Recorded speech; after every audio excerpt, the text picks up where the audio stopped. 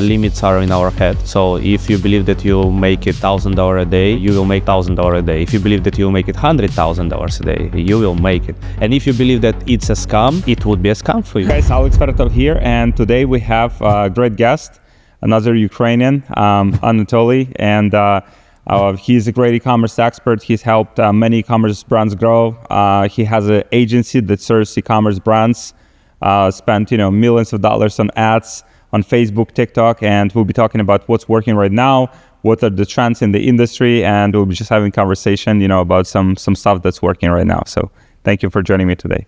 Thank you, Alex. For me, I believe this is a special episode. I had several podcasts before, but this kind of conversation today, it will be unique because we both Ukrainians and running business in the United States. I believe we have something common to discuss, even emotional part.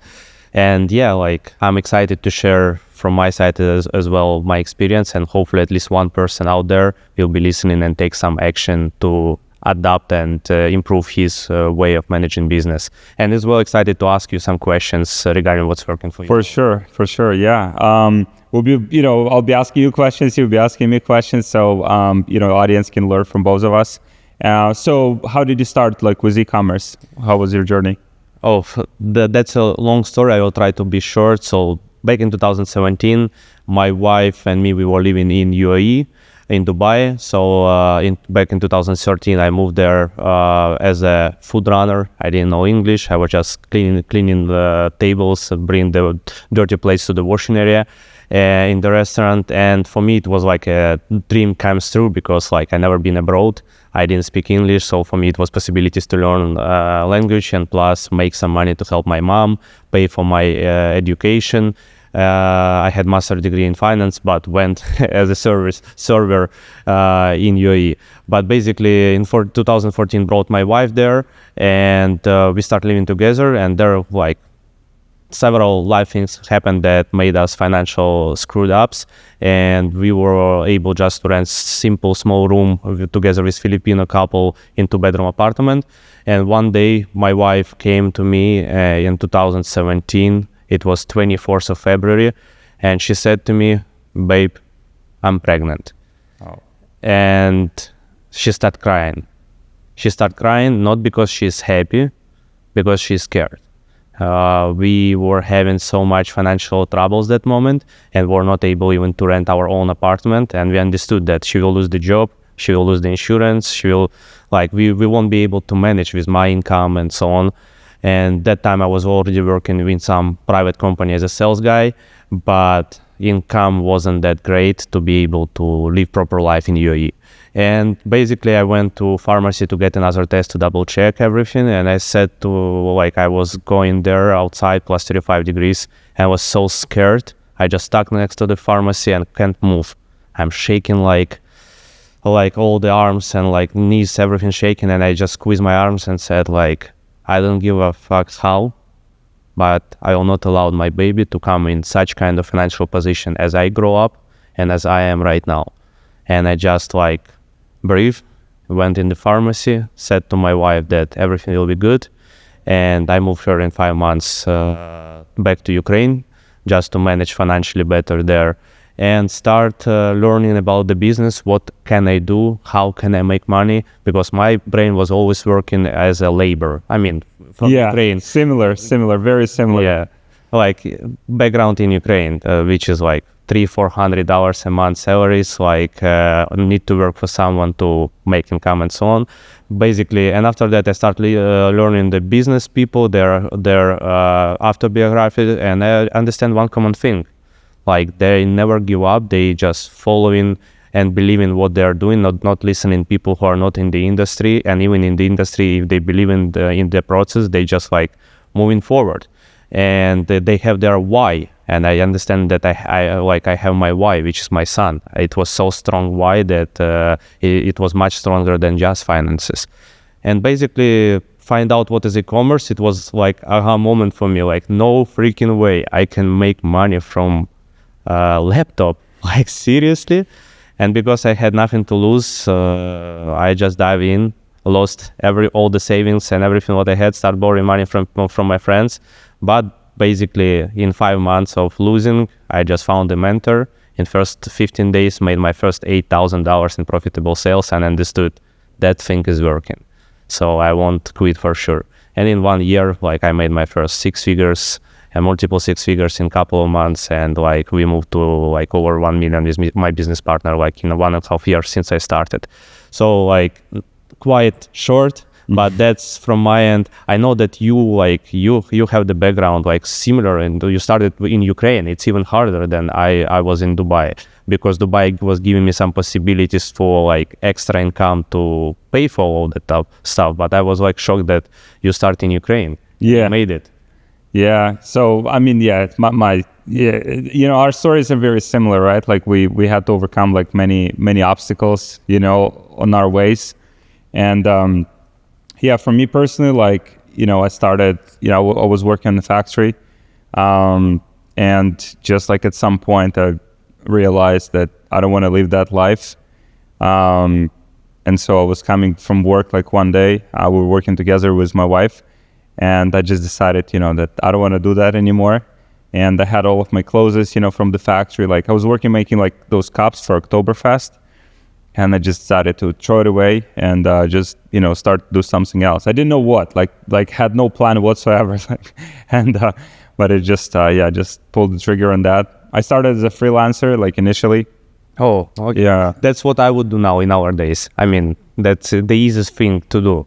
Yeah, I think services, I mean, obviously e-commerce is a great opportunity for people, but like, also services, like if you can provide some services, like either it's ads manager, you know, managing ads, maybe it's video editing, like graphic design, you know, there's so many different services that you can offer, get paid. Like even creators, you know, so right now, you know, for our brands, like we're hiring creators, and just like, you know, every week pretty much, like we're hiring new creators on Fiverr even.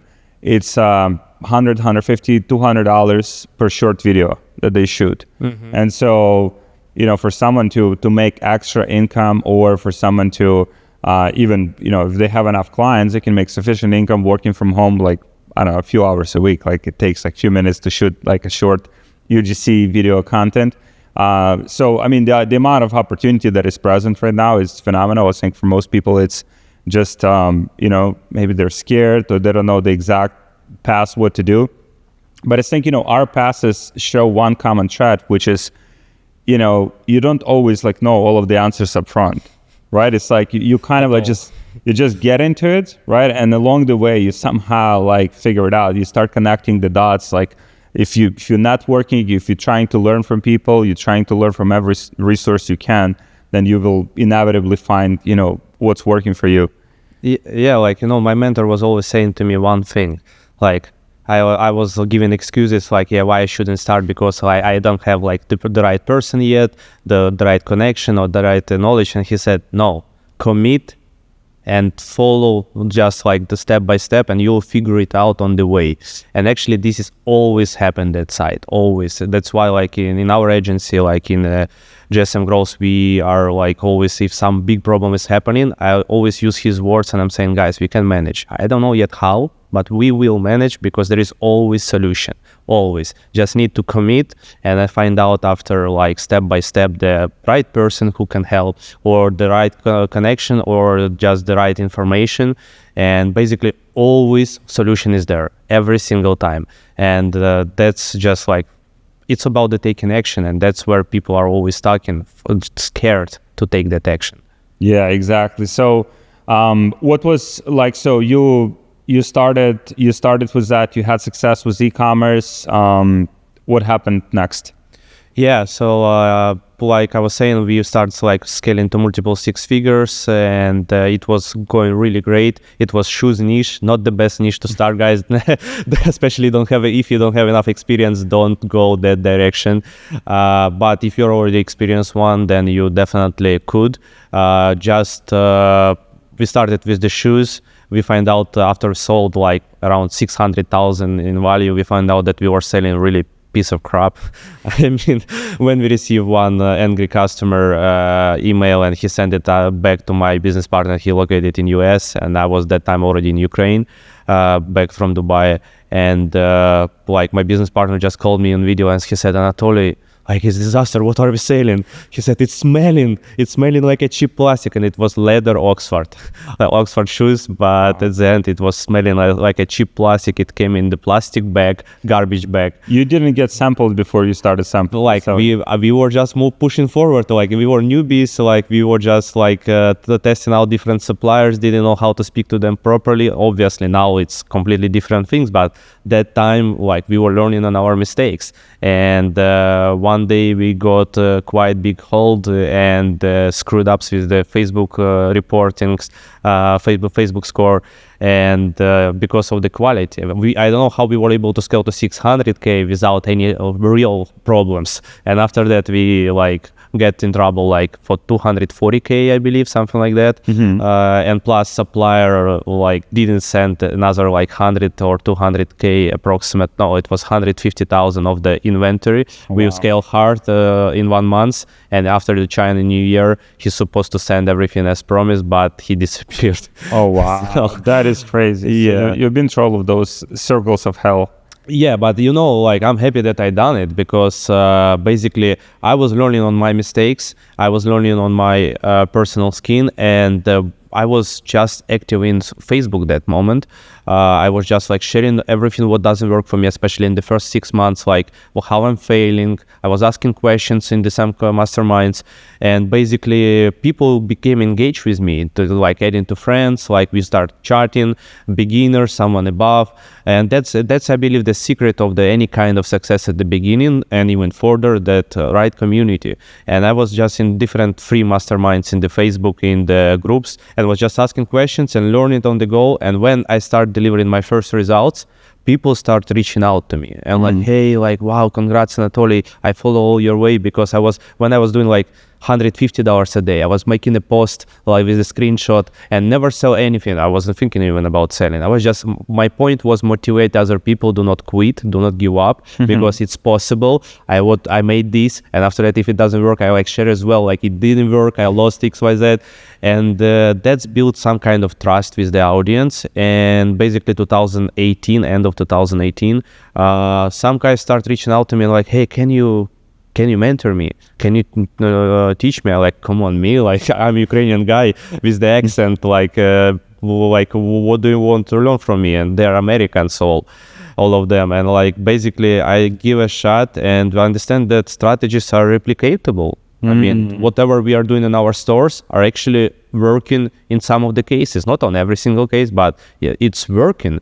And basically from that moment, I pushed hard and became like as a mentor for several people. And I was doing not like group coaching, I was doing one-on-one with guys, 30 minutes a day, twice a week. And I had 6 days a week, non-stop calls. It was nightmare, but I was enjoying. And basically that's another experience which I got, as I believe that it's something powerful, that you can see your vision becoming super wide. Because I was saying, like, I was seeing hundreds of ad accounts every single week. Different products, different campaign structures, and I was understanding what's working, what's not, and why. And I could predict the indicators on other accounts with the CPMs, with the like different KPIs, and I understood that it's kind of superpower that by managing so many accounts, you able to push your brand further as well. Because when you are teaching the guys, you're learning as well something new from the different directions. And basically I was managing my brands, and plus helping several guys, but I got exhausted because I came back from Dubai to Ukraine to be with my family, to be with my son, to with my wife. But I was so busy that 6 days a week, non-stop on the calls, like full-time work, plus at night managing business with my partner since he is in US. And Sundays I'm on ad accounts of my students and just pushing their shoulders, like, why you haven't done this, why you haven't done that. So I was on every single ad account and just done the checklist. Like I don't know, I was just commit in full time. And later on in beginning 2020, my mentor said to me, you have to like think in the other way because you're too busy. And my students start asking, can you manage for us? And I actually tested out something like in end of 2019. We took one store with no result. She's in the e-commerce for 3 years and trying to beat some kind of performance. And basically we grabbed her for the first 6 months. We tested several things. It was just like 6 figures generated, no profit, no loss, just like somewhere on the average. Nothing was working, quite hard product. But at the end, in month number 7, we find out the right angle, we find out the right copy. And I was shocked that she was staying with us. Like I said, why are you staying with us? Like 7 months. I got one guy only as a media buyer that moment. And like she said, because nobody was put so much attention to my brand as you guys. And that's why I believe you. I'm 3 years here. I wasn't able to do. And here I believe that something could work out. And October 2019, we find out the product, scale that to 20K, 30K, and we start a day, and we start moving to like multiple 6 figures a month, 1 million in 3 months, and scale that store to 6 million. And it was like quite huge success for me. And like my mentor said, look, like manage the stores, guys asking you, like start building the team. I was like, I was sitting like, it was so scared for me, what kind of team, where I will get them. But basically started growing the team. In the first 3 months, we like became 12 people. Then end of the year 19. Like now we are 34. Before we were 44. So we learn our mistakes. More people, it doesn't mean that better productivity. So yeah, like now agency exists for 4.5 years, and thanks God it's just like moving great. Some of the great lessons, I mean, you just shared, right? Like when you started your journey, like I think a lot of people starting, let's say you're starting with dropshipping model, you have to always verify the quality of the products that you're selling. Get some samples, right? It's so obvious and so simple, right? But get the samples. Nobody thinking. Yeah, get some samples from your supplier, ship it to your house, check, how the packaging looks like, how the quality of the product looks like, because that will save you so many headaches, because you can scale something, right? And then it happened in your case. I mean, I've had these similar situations as well, where we would scale something very hard, and then it turns out the quality of the product is very poor. And I think that's a lesson for people watching, always, whenever you're getting, I mean, now we have it down to the process. Like every time we launch like a new product, it's usually a few rounds of samples. It's like first time we get a sample from our suppliers, we check it. Sometimes we like it. Most of the times we don't. We give them feedback. They send another round of samples.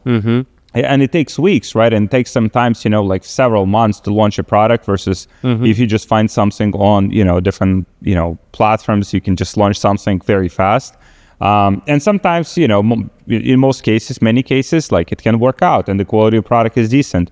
But just as additional kind of like measure to make sure that you're selling good product in the first place, that it won't hit you, with holds, with page feedback score issues, verify the quality of the product. I think that's such a big lesson for everyone watching. Yeah, like if you're on the beginning just making the simple mistakes which we just discussed now, what's all majority of the people, the reason why they're stopping, because they hit their first holds, they hit their first bans. Ad account ban. Oh my God, my ad account got banned. Like I won't be able to use my Facebook anymore. Like it doesn't care. Like come on. Like it's like every single business has pitfalls. Every single. And in the e-commerce direction, it's such kind of pitfalls. Like ad account ban, holds. Like but everything is manageable, and every single time it's easier and easier. And like especially with experience, you understand how to avoid that. Like with the suppliers as well. When we testing product, we asking them to send to us, and in the same time making the just random order from our website to like with the unknown, name not from what they know, and basically they just supposed to ship. So we check the speed, we check the quality, what will come, because one of the experience was for one of my friends, that he received one sample, they start scaling hard, but at the end like the completely different product was going out. Wow. So like that was as well like lesson not on our end. So we decided, okay, like let's do some kind of like double check point by ordering on some unknown names. And usually it's like all fine, but sometimes different package come in. So the product is the same, but the packaging is different. So this kind of cross check really worked for us quite well. I'm just wondering, like, you going to the deep down the product quality before the testing them. What's your core point before you choose the product, and why would you go with the particular product? Do you have specific niche where would you go only, or you working in the different niches? What's the main criteria to work with any kind of products when you launch something? We only run niche stores right now. We don't do products from different niches. So let's say if we have a beauty brand, it's only beauty brands, and it's not just beauty. Usually it's makeup, or it's hair care, skin care, whatever the niche is. Narrow, so we just super narrow. Yeah, so we just stick with that one segment, and then just trying to stack products that are kind of complementary or kind of fit the same buyer profile within the same niche. I think also big lesson for people watching is when we name our brands, it always something very generic. For example, Apple, right? What is Apple? You can sell anything under that brand name. Nike, what is Nike? You can sell anything, right? And so if you start thinking, because sometimes people say bestposturecorrector.com, right? So now you're stuck to specific product category. Now you're stuck to specific product. Mm-hmm. And so now you start introducing, some other products, it becomes confusing for people. What is it's posture corrector, and then I come to the website, they sell some gadgets. What is that, right? So there's a lot of confusion. Mm-hmm. So I think before you even choose a brand name, just make sure it's a generic kind of name that can apply to anything. When we're testing products, usually first tests we do. So we test Amazon sales, number one. We check whether that category is already present on Amazon, whether it's a proven category that generates tens of thousands of sales per month. We didn't go after very innovative products usually. We tested some of those, and it just the likelihood of that working out is just not very high, because you have to figure out everything from scratch. You have to figure out the marketing, branding, whether there's a product market fit for a specific product. So we go after products that have been validated.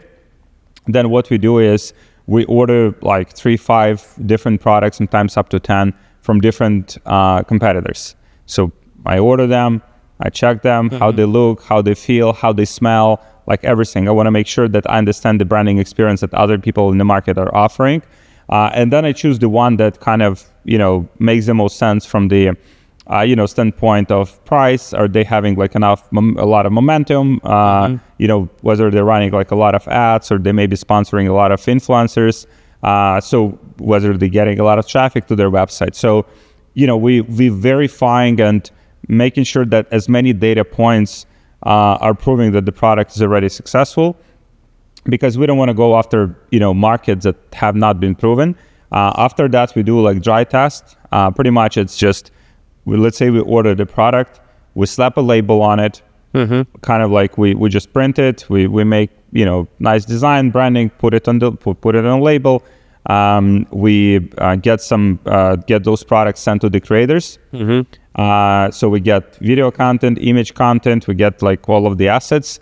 We put some ads together, we put some advertorials, some funnels together. We also incorporating them into the post-purchase sequences. So let's say, we're testing new product. We're just putting the product as, say, upsell number 2 or upsell number 3, and we see what percentage of people would take the product. Mm-hmm. So this way we're validating whether, there is enough potential for the product. But also worst case scenario, let's say, if we cannot sell that product, as a standalone product on our website or through the funnels, then at least we can, if we order, let's say 5,000-10,000 units, at least we can sell those 5,000-10,000 units through the upsells, right? Mm-hmm. So worst case scenario, our bases are covered. If, we test, we run some tests, we look at the data, obviously we don't have the product at this point. And so what we do is pretty much, after spending, usually because we're so confident in these products and that they can work, mm-hmm. We would spend a few $1,000s on them. And we'll look at the data and, we don't have the product. So we're emailing all of the customers, I'm sorry, we don't have the product. Mm-hmm. It will be in stock in 3-4 months. Are you willing to wait? And you'll be amazed how many people are willing to wait for the product instead of, so we either you wait 3-4 months or we give you reach them out. Yeah. Because there is a trust. Yeah. Legit brand. Exactly. So it's either 3-4 months or we just send you the refund. We just refund your purchase. And yeah, many people just, oh, wait, it's okay. And how much you're spending on ads usually to catch? Because we are doing something similar, and I'm wondering what's your limit to spend to like stop it and start making decision? Like $2,000-$3,000 usually. Yeah, like we used to spend less. Kind of like now we have the flexibility, we have capital, so we can just kind of like be kind of like more aggressive with the testing. And so now we have, let's say we validated the product, we know for sure we can move it either through upsells or on the front end. And now we communicate with our suppliers, we want to replicate this product or create something similar. We want to replace some of the elements. Let's say we go to Amazon reviews, people complain for 1, 2, 3 things. Okay, can you fix this? Can you remove this ingredient? Can you remove this ingredient, so that we can make a specific claim, right? So for example, let's say if we're selling supplements, like we want to make sure that we have as many different like supplement ingredients in there, so that we can use different angles on the marketing side to sell those products. Because the same product, I don't know if you're familiar with Rise Superfoods. No. It's a big brand that's selling this like mushroom coffee. Oh, okay, yeah. You're probably familiar. There's quite a few of them. I think Rise is probably one of them. I have seen only like a couple of brands with the mushroom coffee so far. And by the way, one of them Ukrainians. Oh, really? Yeah. Which one? I don't remember the name, but he was coming to me for the consultation when he was pre-launching. It was a year and a half ago.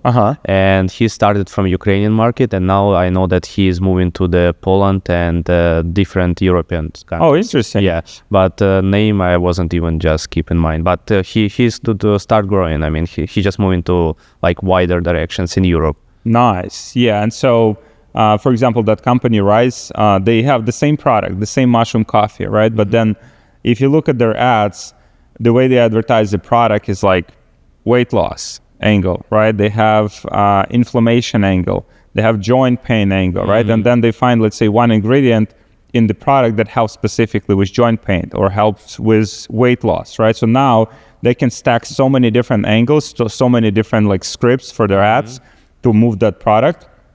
And that's why they're able to scale so efficiently, because most of the product, they're just like, it's, kind of people just stick with one angle. I mean, you probably have seen that a lot, where people are not creative with the way they advertise. That's one of the one will find out one angle, one creative, and like moving forward only with that, and after that surprising why they reach the bottleneck with the results. Yeah, the way I think about this is, you have, let's say, audience of like 10 million people that you can potentially reach. Let's say you're going after US market.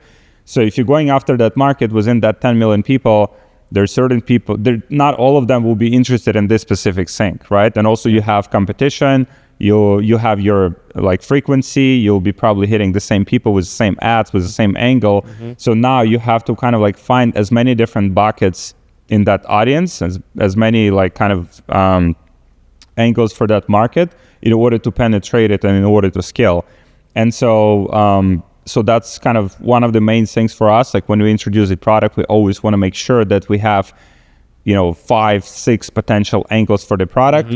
Maybe not all of them will work, that's fine, but at least out of those 5, 6, let's say 2 or 3 work. Now we can scale like significantly, and along the way we can also probably figure out some other angles for the product. We can also modify the product to add some extra ingredients like for the next batch that we order. And that's pretty much how we are scaling up. Yeah, like there is a lot of similar things what's happening on our side. We are focusing a lot on the offers, on different kind of offers to see what's going to be giving the best conversion, and a lot of different angles of the creatives. And like we started using the creatives, different creatives angle just like end of 2022, and that was our like mistake, I would say. We were like doing the creative testing, but not like now. Like for example, in particular brand, if you're making like 20k a day, it's supposed to be at least like 20-50 variations a week of the creative testings to move forward and to get things consistent and plus testing out different angles. Like we using usually not more than 20% of the budget for the creatives and offer testings to make sure that like everything is staying like consistent and profitable. I'm just wondering how like this kind of angles testing and find out the different variations of the ideas for the angles? What's the process? How many people on your end is working? Is it done by you, or like you have specific people who put their job to do that? Is it VAs or people in the office? Just like, what's your process? For sure. So we have pretty much like we have like senior copywriters that like write like good copy. So I mean, copy is, you know, scripts, copy is advertorials, copy is upsell funnels, copy is VSL copy. So there's many different aspects of copy.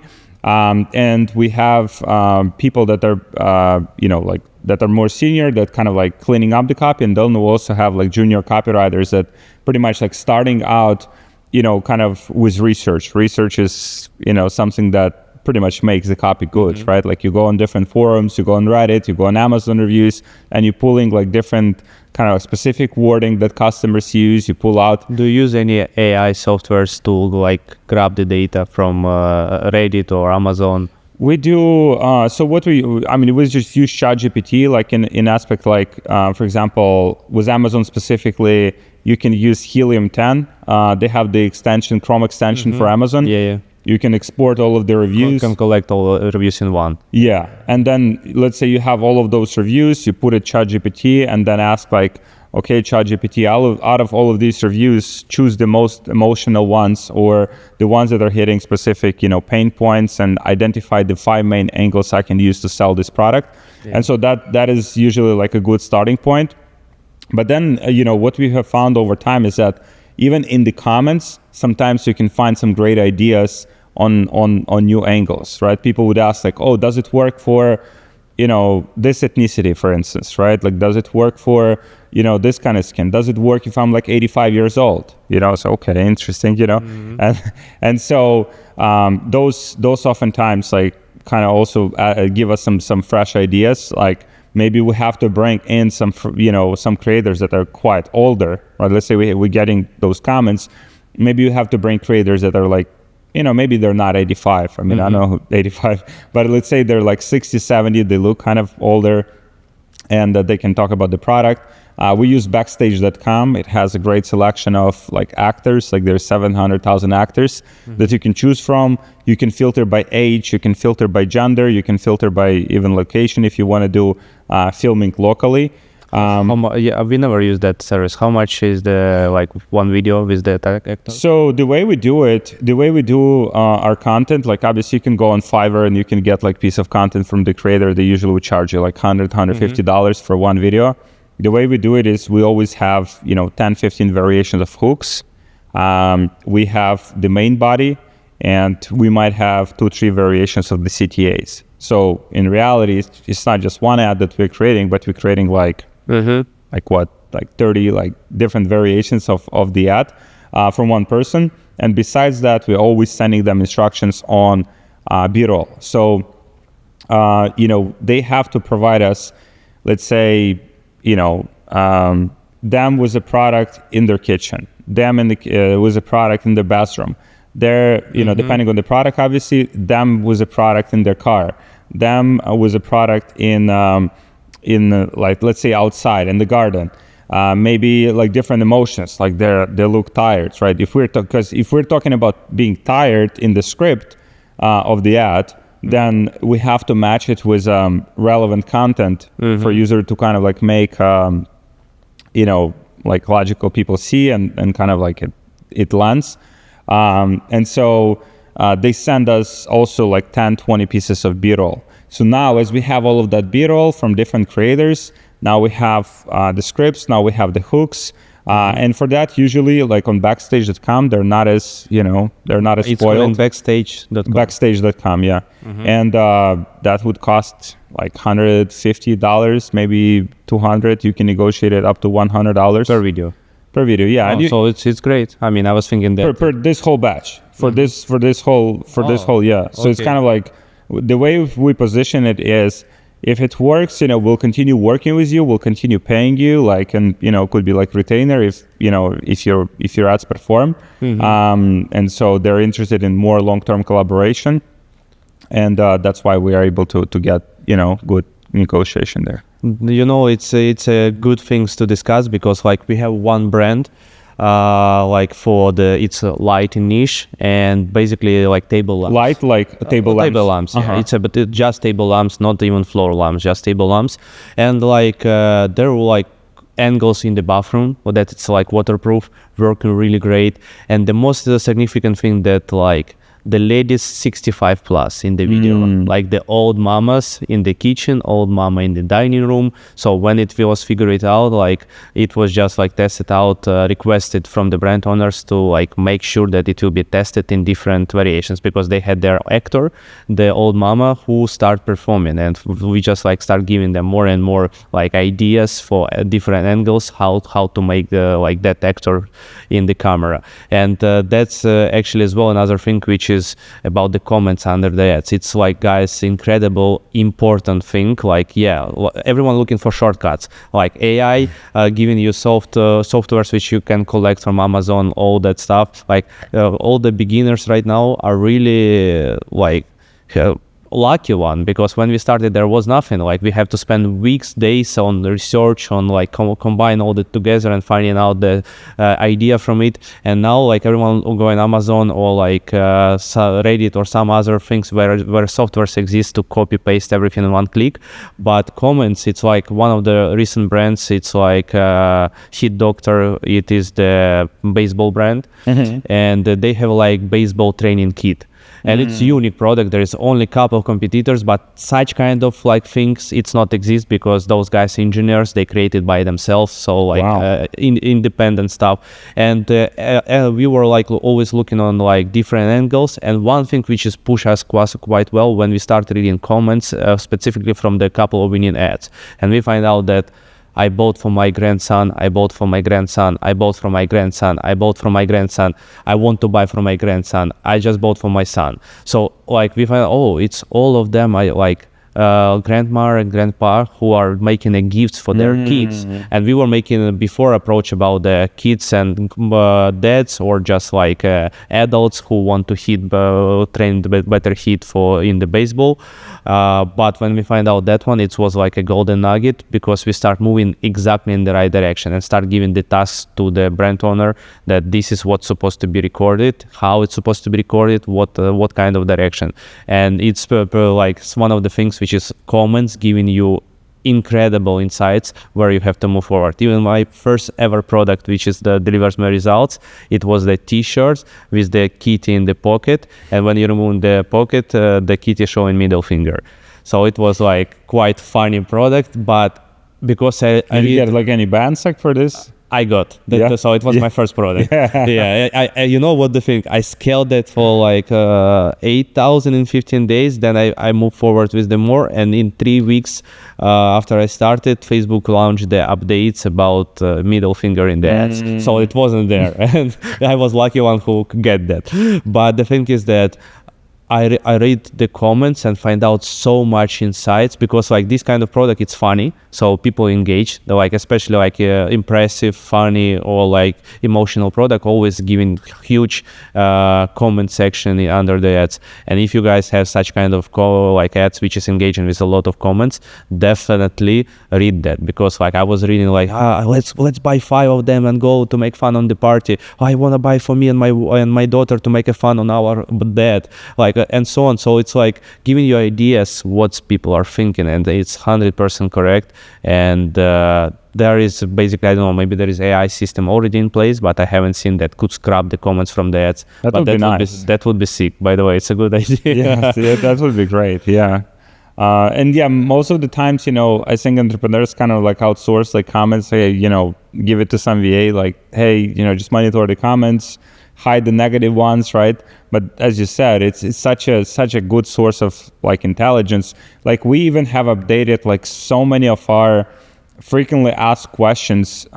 So on every page, product page, landing page, advertorials, like we always have frequently asked questions page, because we noticed that people who are watching frequently asked questions page are more likely to purchase. We were watching like Clarity, Microsoft Clarity. They have this like recording the screen. Yeah. Screen recording sessions, and we're watching that people who kind of like go through the first page, second page, they kind of interested in the product, and then they go to frequently asked questions section. If they find out the answer on their objection. Yeah, they're like, boom, they want to buy it, right?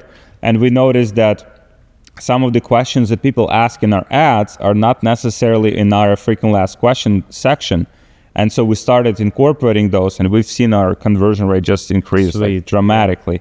And so, I think that's also like another hack for people watching. Just go through the comments. Just don't just kind of, that's literally like a feedback loop. If you think about it, right? Even, when it comes to like, let's say when it comes to like software, or it comes to like e-commerce, it comes to, even cars, like, every car or every like iOS update, right? Like the Apple updates iOS system like every month or every few months, whatever, right? Like usually they release. What is based off? It's based off the feedback, right? So there has to be constant feedback loops with your customers. Probably like something crashing. Okay, report it to Apple. So now they have so much data. Now they have so much feedback from customers, and based on that, they're improving their software, they're improving their products, and that's how successful businesses are built. They're not built from the perfect product from day one. It's very like rare. Yeah. You remember like why, not why, but I mean, Apple was making the right decision at the beginning of the stage when it was iPhone 4, and then in 6 months 4S, iPhone 5 in 6 months 4 or 5S. And it wasn't about like some innovation thing happened. No, they were just like fixing the mistakes which they done on the first one. So the first one wasn't perfect. They collect the data, understand. And 5S is coming with the more updated features, which is people give updates. And now like they launch it once in a year, but iOS updates, as you said, that like it's first iOS happening, there is bug, and after that you notice in 3 months, boom, like it's disappeared with the late night updates of the software. It's the most smarter way, definitely, like collecting data. That's why like in every single Shopify brand, I believe always has to be email sequences about like, why do you bought our product? What exactly, like, what do you like from, like, when they bought it after 7 days, like this is what we doing usually. It's like after 7 days of the purchase, it has to be asked the several questions, and with the at the end like a reward answer on simple 5-7 questions, and like you'll get, let's say, $30 gift card or even $100 gift card. It depends on the margin on the store, but with the good client flow, with the good traffic, it's really so giving quite good feedback about what was the main reason, and especially we find out what's even better for people who didn't buy. Have you used that like tactic about who haven't bought from you? You just send them emails, who left the checkout, why you left the checkout, why you didn't buy the product, what should we improve, like what did you like in our website, like what stopping you bought, and like it's giving quite a bit of insight. How do you do that? Like, do you send an email? Typeform, Typeform app. We just like integrate it with the Klaviyo, add it in the email. So the link, when they receive it, like we giving them possibilities of the rewards. Like for the first purchase, you'll get like XYZ coupon code if you will answer on the questions. They answer on the questions, after button submit, automatically email sending the code to them. But like seriously, there is sometimes some kind of like speed issues. You were checking, speed is fine, but some kind of bugs on the checkout, or like you're selling in different locations, and Shopify payments allowed you to like allocate the currency in different locations. But we just noticed that the client switched to the Stripe recently, and like because the holds on the Shopify payment or something else, and like we noticed that people from sudden moment start answering that they like just don't feel comfortable. They are, let's say, in UK buying in US dollars in the checkout. Oh, so we just didn't notice that he switched the payment provider recently. So like these kind of things helping to return the customers who never bought, because like you were saying, you're reaching out that we are out of stock and they will ready to wait, and here you're reaching out to ask why, what happened, why you haven't purchased from us. And that's thing which is like build the trust that the people are really feel about them, they like care, and sales are coming from there. And plus the product page adapting, like and as well adapting just the product itself. We giving feedback to the brand owners, like what exactly has to be changed in the product. So that's thing like quite powerful. You haven't used that, yeah? Not with type forms. We have emails like asking people why they haven't purchased, but it's not as kind of, and we also don't reward them. We just, I think that's a great one. If people, how is the feedback without the rewards?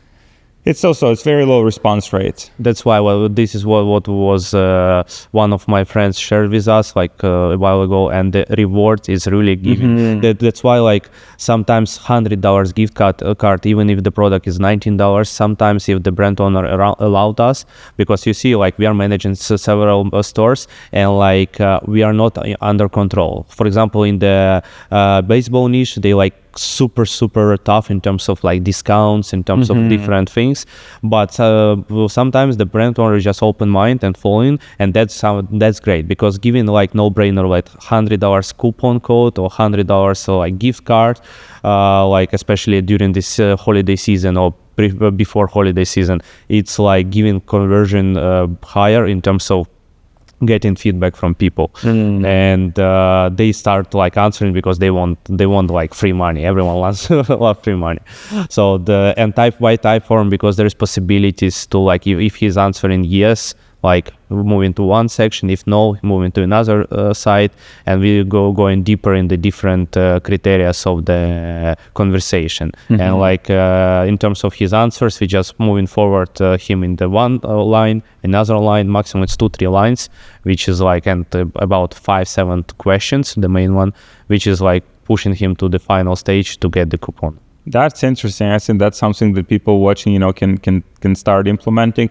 I think that the key things, right? Like from what we have a conversation about, like in different aspects of the business, it's always like constant improvement, right? Whether it comes down to the product itself, whether it comes down to the to the feedback from your customers, because sometimes we're getting emotionally attached to the products we're selling, or maybe like you said, with baseball, right? Like it will help you to improve the performance, right? What if people don't care about performance? Maybe it matters to you, maybe it matters to me, but if it doesn't matter to customers and it's not the reason they're buying the product, or maybe the market that you're gonna kind of like go after that cares about that performance is simply too small to hit and scale, then if you don't proactively look for that feedback from customers, that you wouldn't even know why they're buying. So I think it's a big mindset shift, and this is what I see, in our clients that we've helped, to scale like to millions of dollars per month in our business.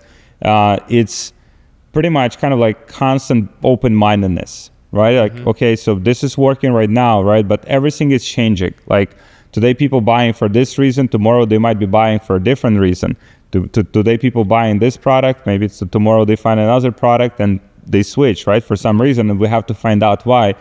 And so for me personally, like, obviously we have, client success, like team, answering tickets, like we have George's, like all of the, stack for the customer support. But, what I like to do is sometimes just go into like tickets and just randomly open some of those emails that people are sending, because sometimes, like support people, VAs, they're not necessarily like kind of, they answer the ticket, the market is solved, next one, right? So they might not see the business from the kind of like more holistic perspective, like, the business owner would. And, I like to do that. I mean, it's low value tasks. On one side, it's like, $5-10 per hour job. But on the other side, it could be so valuable because you can get one idea from that. People asking some question that should have been answered like with an ad, should have been answered with an ad copy, should have been answered on the website, but it wasn't, right? And now they're so motivated, they want to buy the product. They're literally finding the email somewhere like on the bottom of the website. They're clicking that bottom. They're writing this like big, long ass like email to the customer support team to find out about our perfect customers. Yeah, it's like, gee, and so we have not. It's on us, right? We're accountable for not giving people that information up front about the product. that could have made them buy. Maybe there's, thousands of others like that. And we've had big, people talking about like different conversion rate optimization tactics. I think that's probably like one of the biggest ones, just truly understanding like who you're selling to. And especially for us, like we are selling, our brands, we usually go, the target audience, like women, 40, 45 plus. I don't know. I'm male. Like, I have no idea, their language, what's important to them, like what products they're buying, what pains they're having in their life. And not even like the pains we kind of like understand, but how they're thinking about those pains and what other solutions they have tried. And so going through your tickets can give you a lot of that insights, like both in comments, customer support inbox. It can give you a lot of ideas. Yeah, like especially good that you mentioned about the customer support inbox, because like there is as well they answer sometimes the VA just like doing great job in terms of answering on time, but he or she just answering as a robotic answers, and it's disaster customer service, it's disaster customer experience. And especially when it's high churn rate, chargeback rate, like why that is high. And after that you start like looking deeper and understanding that she's not managing it well, that she's not showing that she's not speaking to them as a human to human. So there is a script which is like let even the most angry customer make softer, make nicer, plus let feel that she's a middleman, that she will do whatever she can to speak to the management to fix the problem. Anyway, she won't be speaking to anyone because she knows what to do, but at least the way how she present the customer becoming softer, and after that she like can offer like the discount which is pre-approved, and it will be different story. So lower chargebacks, lower refunds requests, like half of the charge, half of the refund instead of full, because of managing the right customer support. And this is thing like which is VAs. If you hire them, you have to train them all the time and check, like you're saying, do the check, like cross checks time to time as well. It's really important for every single business owner, because like they doing great in terms of time reply, but the way how they reply, and if they don't have the right training, the customer service will be sucks, which is like will be reduce your LTV of every single customer. For sure, yeah. And so we have head of customer support, and obviously that person is kind of that's pretty much their job, to make sure that everyone on the team is answering on time, answering correctly. But even those people need some quality control, right? So I think it's people are people. Yeah, right. And so that's one of the lessons. I mean, I had to learn the hard way that if you hire people and you pay them, you still have to check on them. You have to still keep them accountable. You still have to give them feedback. You still have to catch up with them, like making sure that sometimes, it's like they might have something personal happening in their life and, some issues, whatever, right? And they're just not fully present in what they do. And so having, the quality assurance process, and pretty much kind of like getting your hands dirty sometimes, I think it's so important, because, when people start a business, I remember when I hired my first, first people to my team, I didn't know how to manage them. So, okay, I pay you like whatever, $500 per month, $1,000 per month, 15, 2,000. I pay you. Okay, do it. Take it from here. And you're expecting that they are the same like you. Like, if they already like negotiate with you all the payouts and so on, and you think that they are the same like you, like, okay, you know what to do and you're doing. No, but unfortunately, they need driver. People always need feedback. And I think that's a big mindset shift. I find that with all of the successful entrepreneurs that, I associate with, that they kind of understand pretty well, like every area of their business, and they can get like their hands dirty in pretty much every department. Like now they might not like know like some very like tactical things, but on the higher level, they know how all of these things correlate, and they can see the most important parts. SOPs, like each SOP, how it's supposed to work, and what step by step. Not missing the chain, like piece of the chain in terms of all the workflow. And even like besides the SOPs as well, just kind of, because SOP is only as good as the person following it. Yeah. Right. So it's like you give SOP to the person that maybe not a good fit, or again, maybe having some personal issues or something, like just, they won't follow that SOP. And so what I found, also through like painful experiences, is that you have to get your hands dirty. I think that's the biggest one. I've had periods in my business where, we were doing like extremely well, like business was growing, and I'm like, yeah, cool. I can chill out. I started looking at some other projects, like 90 days later. Yeah. And then and then it all kind of, and it's like, what happened? Like, yeah, sure. What happened? If you're not present in your business, if you don't keep people accountable, or not like, and it's like, yeah, it's a human nature, as you said. It's something that every entrepreneur needs to just be very like present, like hands-on, because we have this idea. It's like you build a business and then you disattach, and then it's like the business runs by itself. Even Elon Musk, like even Tesla doesn't run by itself. Yeah. The guy has to be fucking there and like do certain things, like, to push certain things forward. Still has to like manage these like multi-million-dollar like a year like management teams. It's like still have to probably get deeper, and like if there's a specific issue they cannot solve, he has to go deeper, like figure out what that is and direct those people in the right direction. So that's what leadership is. And yeah, I didn't know this, like nobody like taught me this, and I just had to learn it the hard way. But I think for people watching is, if you're present, obviously it's like you don't want to micromanage, like, okay, every support ticket, but doing those checks, let's say a few times a month, like making sure, every department is running smoothly. And if it's not, or if the data says, like you said, okay, we have higher chargeback ratio. Why? Okay, let's pull out the name of that person that filed the chargeback. Let's see the whole conversation that they had with customer support team. Maybe we pissed them off somehow, right? Like maybe it's, it was the fault of the company that they filed the chargeback. Some people file chargeback like out of nowhere, right? So there's some of those, but because they know how to cheat the system. yeah, they know how the system works. But I think that is very important lesson. Every single time, like gurus selling the idea about like freedom and like no need to do anything, like, and you will make millions, but at the end, like, you're gonna be still working ass off, and you're gonna be still busy, but you will have flexibility in life, definitely. You won't have schedule, definitely. You won't have vacations, most probably, definitely, because it's your lifestyle, how you live. Like, this is how I'm living.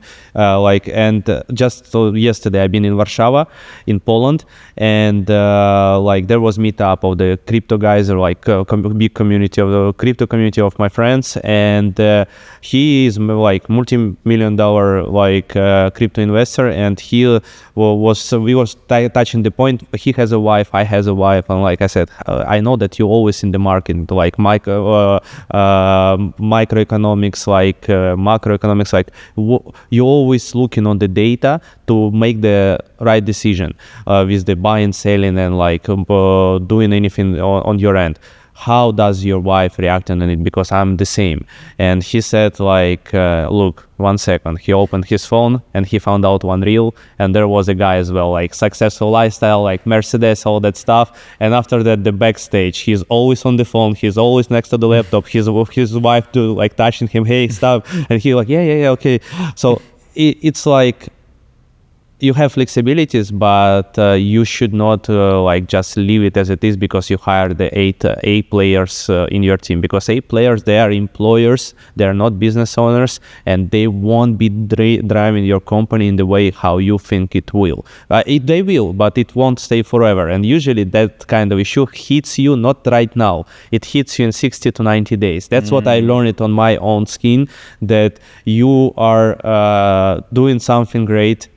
Company is just like scaling, there is like recorded months, and you just become like losing the focus, and you relaxing, and you, as you said, start looking on different projects and so on. And in 60-90 days, you like some shit happen, and like something hits you well, and you're like, how come? How like why it's so hard? And you realizing that it's like was step-by-step moment of losing the control under like some specific moments, some specific people or processes, and basically you just need to like put attention, not always, work on your business, not in your business, but sometimes like you just have to be present to make things like keep moving, because 60-90 days, that's a rule. That's I found out, a golden rule, that if you relax today, what's happened with me in August, like I could expect that something gonna be bad, so I need to like reorganize my my mindset to be sure that okay, I can look in left and right, it's automated, but still I have to like to make those kind of weekly calls, make those kind of like messages time to time to double check that people are doing the job, especially on remote. The team 100%. Is amazing. That's such a good point. Yeah, remote is, especially like when you're building remote teams, it's like, I mean, first of all, it's a lot harder like to build like a great team like remotely, because there's, you know, people sitting in different parts of the world, like different time zones, they have their family, they have distractions like Netflix, refrigerator. Yeah. And you can't, you know, one of the things with remote is that sometimes you cannot spot like some issues like right away, because you're not seeing the person. Let's say someone comes to the office and I see they're like, okay, what happened? State. Hey, what happened? What happens? Like, you know, it's like, you know, start talking like, oh, I had this issue, like personal stuff, you know, so kind of like you can identify that faster with remote. I mean, one of the things I do, like we have these like weekly team meetings. I mean, we have like 70 people right now, like 70 plus. And when I do these meetings and we talk about like, we're always like sharing wins. I like to just... Yeah, it's a good practice, by the way. Yeah. Always like first thing. But I like to just scroll through all of the cameras, right? If everyone has their camera on. Yeah. And I see who's kind of like maybe sad, you know, or upset, or maybe not focused, or maybe like in their phone. And okay, so maybe we should, you know, talk to this person, you know, maybe we need to help him or her somehow, and, you know, kind of like identify if there is something, if they're not focused, if they're not present on the meeting. And so, yeah, with remote teams, it's especially, as you said, important. I mean, what we have found is that, I mean, all departments need like at least like one daily like huddle. Like it just must have like 5 days a week, catch up, 15-20 minutes, just catch up, sharing wins. Could be personal win, could be business win. Something could be like very small. Okay, I went to the gym. I sleep well. Yeah, I slept well. I had a great cup of coffee today. You know, I can breathe, I can see, I can walk, you know, like. It's helping just to manage the brain to think in the right direction. In a positive, positive way, that wins are everywhere. For sure. Sometimes it's really hard to squeeze, and like, guys, like, come on, wins always there. Always. Yeah. Even if we'll lose the customer, but we learn it something. Yeah. Means, like there is always wins around. And I think that's literally the leader job, like to do that and to keep that you know, vision like of where the company is going, and just keep everyone in the same direction. It was hard learning curve for me. I don't know, probably for you as well, right? Like you've been through all stages. That's why we became from 44 to 34 team members. I mean, I was like pushing hard, especially when company was generated the highest revenues. I mean, the agency revenues, and I wasn't just thinking about what's on the back end. He just working, like we pushing. But when war happened, and like I start thinking about, I have to save the company because we have a lot of Ukrainians working there. I have to save the working spots for the guys, and plus like own depression, where I'm gonna be living from now. Like, what's about my son? What's about my wife? Like, it was like first time in my life depression, and company start getting profitability problems. So like we were on the top of the world, and after that we just start having fluctuations, first time ever. Or the revenue is like, I mean, one of the things that, you know, I think also entrepreneurs should be paying attention to. I mean, we've had that in our business as well. Like, revenue seems to be growing months over months, profitability drops. Like exactly, yeah. You know, it's like, on paper it looks amazing. Yeah, we hit like record like revenue months, you know, What is the profit? Yeah, It is. And I noticed that like revenues are there, but I don't see the leftover on the accounts. I mean, like where is the difference? And that moment, actually, I wasn't smart by that time. I haven't hired yet financial department. I was doing by myself. And after that, and it was 44 team members, and and I like, okay, I have to like think about that. And we created the financial matrix. When the person came, he analyzed the previous years of my Excel sheets, and like he combined all together, made all the reports, and we found out that there was so many unproductive people in the company who were running like media buying in the wrong way in terms of performance, and we were always listening the excuses and so on. So from that moment, we like fixed a lot of problems. We first thing what we've done, we announced that now it's gonna be clearance, so you guys has to be pushing the top guys, you know who you are, the lower guys, you know who you are. The most important, you have to push forward your results. So we have now matrix, we have all the metrics, metrics about like what's the performance of the sales team, media buying team, and so on. And after that, like our minimum criteria is KPIs, so where exactly they supposed to be on minimum to be in the company, and made the bonus system on average high, above high results, like so that they can see that they can earn more. And plus, if they stay on average more than 3 months, they are in question mark as well, because there we notice after when you fired, and after that, some people just became average, just enough to do not get fired, you know. Like what I'm saying, that this KPI sheet and the metrics, what we done with the CFO, help us understand the real performance day by day on every single team member. And when we see that someone staying just average, we come into him and hit him as well, like, hey, like, you can do better. If you're staying on this level, you can do better. And basically by like informing them that they gonna get fired, if you inform them twice, on the third time it's done, like you're out. And the worst media buyers became best media buyers. I mean, who really want that? And it's problem just about the person. And by seeing all those metrics, I'm coming back to conversation about like a person can be sad and so on. Sometimes we just see in that last couple of days that the results really drops down, and we know that there was no significant reasons for it, like what's happened on media buying side. We know that it was actually everything fine. And project managers usually like daily basis has chats with the guys, but when we see that specific person is like really down in terms of performance, maybe something happening, so they reach out and asking if everything is okay, if like everything is so fine at home and so on. Usually like they're like, it's fine. But that's what creates churn rate in our company almost non-exist. Only we fire and nobody leaving us, because we are care about the guys. And it's exactly why happening. We reaching out and asking what's happened. No, it's fine. No, tell me what's exactly happening. And after that, we find out he broke up with the girlfriend. He like moving from one apartment to another. He running from TCK in Ukraine, and like different things, which is like demotivate, and like he's just hiding. So now by using that practice, the project manager got huge respect from the team members, and team members really doing whatever it need to protect the project manager from the fail, and they succeeding all together. And most of our guys are working like 2, 3, even 4 years in the company. So I mean, we have barely a couple of people who are working 1 year or less. All of them are just like a stuck team. That's why performance went beyond where we were ever, but with less people, because we just like narrow down in terms of their each person individual performance. And if something going down, we instantly take put the trigger, finding out what's wrong, and trying to help. And like even like we had this kind of ideas. We haven't practiced that yet because it wasn't necessary, but like buying even soup when someone is sick, you know, like, or like put extra attention, like for example, kid has birthday, we buying the gifts for the kid, like, or like every single team member has a birthday, we like doing some gifts for them.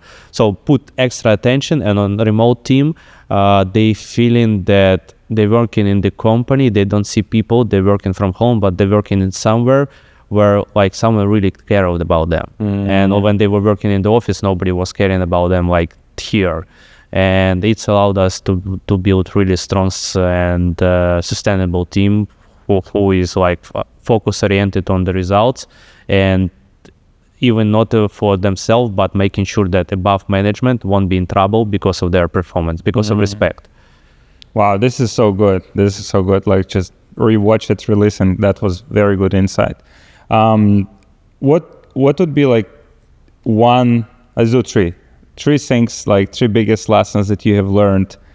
I mean, in this journey so far, like being in business like seven years. The biggest three lessons that you would share with the audience. One for definite, it's like limits are in our head. So if you believe that you make it $1,000 a day, you will make $1,000 a day. If you believe that you'll make it $100,000 a day, you will make it. And if you believe that it's a scam, it would be a scam for you. I mean, you won't be making it. It's all about what we believe. So, I mean, the limitations in our head, and especially if you have a media buying team, or like you have a brand and you have media buyers in the team, your performance, it's all about how well you manage their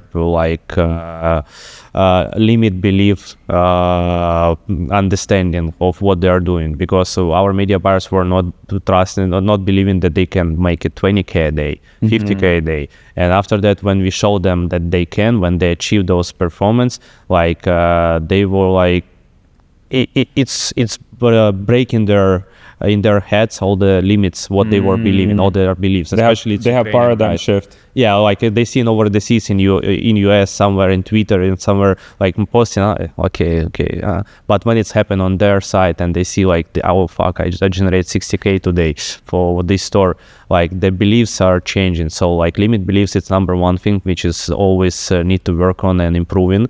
The second thing is like I was saying, what's the common thing between all the successful leaders and business owners?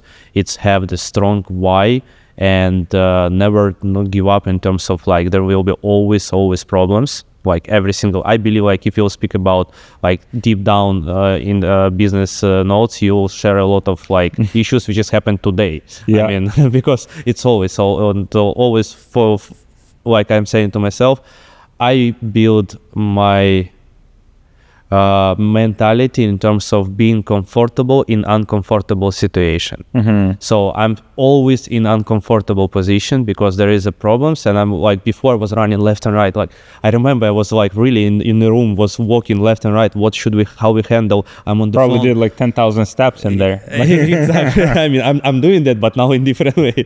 But I'm just like, understand that you have just to like put yourself so much time in the uncomfortable position that you'll become comfortable in it and be okay with that. And now I'm comfortable in any kind of problematic situation. Obviously I don't appreciate it, I don't want that, but I know that like it's manageable. You have the mind more clean to focus on solution, not on the problem. And third thing, I had one thing which I was planning to share, and it's came out of my mind. Okay, but the third one, that always working on your vision, because I noticed again our situation with Ukraine.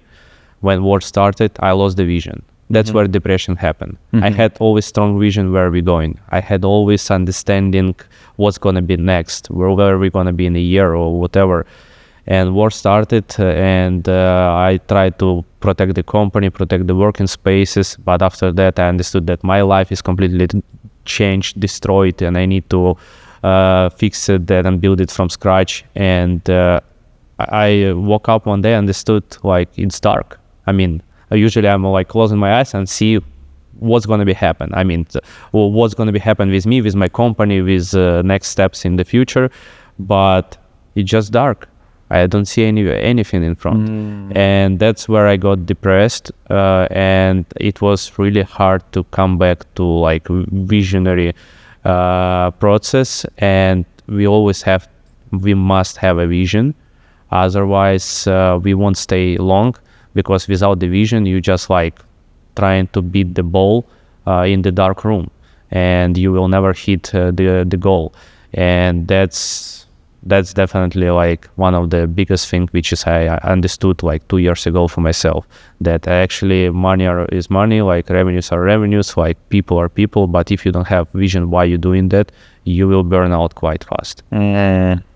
Anatoliy, it's been a tremendous conversation. Thank you so much for joining me today. Where can people find you? First of all, thanks, Alex. Appreciate for this kind of time, and hopefully people were finding out something interesting and useful. I was planning to speak a lot about the strategies for 2024, but I know that time is coming. I mean, we talked about team building, but we talked about some good stuff. Good stuff, which is usually in e-commerce, not many people are speaking about like that kind of backend. I mean, internal like processes and problem solving and so on. But yeah, it was really good. A couple of points. Hopefully, guys will be making the notes for themselves. And if anyone wants to reach out to me, like ecom by Anatoliy Instagram, like I'm answering there in DMs, and like my YouTube channel Anatoliy Labinskiy, I'm just sharing usually case studies about the Shopify stores, how we scaled with Facebook or TikTok, so you can learn something from there. But Alex content, there is like a lot of to learn, so you guys already you can subscribe to both. Know about that, yeah. And gsmgrowthagency.com, if you're just wondering what kind of agency is that, there is our teammates in the bottom and so on, so you can just understand who we are. Awesome, Anatoliy. Thank you so much for joining me, and thank you so much for watching.